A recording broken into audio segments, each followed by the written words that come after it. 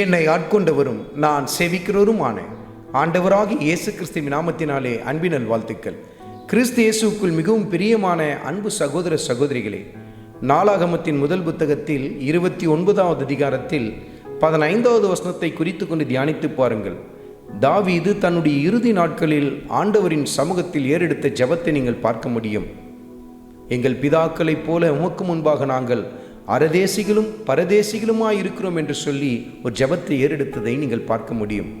கர்த்தருக்கு முன்பாக நான் எப்படிப்பட்ட நிலையில் இருக்கிறேன், அரதேசியாகவும் பரதேசியாகவும் இருக்கிறேன் என்று சொல்லுகிறார். அதாவது தங்க வந்தவங்க, புறக்குடிகள், தற்காலிகம் அந்த உலகத்தில் நாங்கள் தங்கியிருக்கிறோம் என்று சொல்லி தேவ சமூகத்தில் அறிக்கை செய்கிறார்.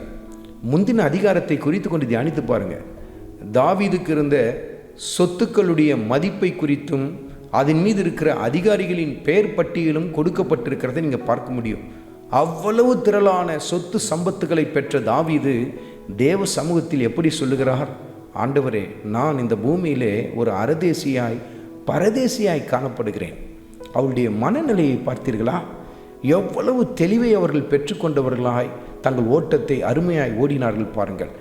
எவ்வளவுதான் இந்த உலகத்தில் நமக்கு சொத்து சுதந்திரம் இருந்தாலும் நாம் இந்த உலகத்தை சேர்ந்தவங்க இல்லை, நாம் இந்த உலகத்துக்குரியவங்க இல்லை.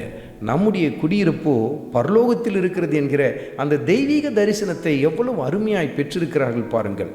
இப்படிதான் அருமையான மகனே, அருமையான மகளே, நாமும் இருக்க வேண்டும். உங்களுக்கு சொத்துக்கள் சுதந்திரங்கள் இருக்கலாம், ஆனால் அதை பிடிச்சிக்கிட்டு அதுதான் வாழ்க்கைன்னு சொல்லி மண்ணுக்குரியதையே தேடிக்கொண்டு இருக்காதுங்க. இன்றைக்கு ஒரு சில பேர்லாம் நம்ம பார்க்க முடியும், கொஞ்சம் வாழ்க்கையில் உயர்வு வந்துட்டால் அவங்களுக்குள்ளே காணப்படுகிற பெருமைகள், வீண் அகந்தைகள் எல்லாம் நம்ம பார்க்க முடியும். அதிலும் இன்னும் சில பேருக்குள்ள ஐஸ்வர்யம் நிறைந்து காணப்படும். அதனால் அவர்கள் உலகமே தங்கள் கால்களுக்கு கீழாகத்தான் இருக்கிறது போல நினைத்து கொண்டிருப்பாங்க. எதையும் நம்ம எடுத்துக்கொண்டு போக முடியாது. நாம் இந்த உலகத்தை சேர்ந்தவங்களும் இல்லை. இந்த தெளிவான தரிசனம் எல்லா சமயத்தில் நமக்குள் இருக்கும் என்று சொன்னால், இந்த உலகத்தில் இருக்கிற பொன்னின் மீதும் பொருளின் மீதும் மண்ணுக்குரிய காரியங்கள் மீதும் நமக்கு நாட்டம் இருக்காது பாருங்கள்.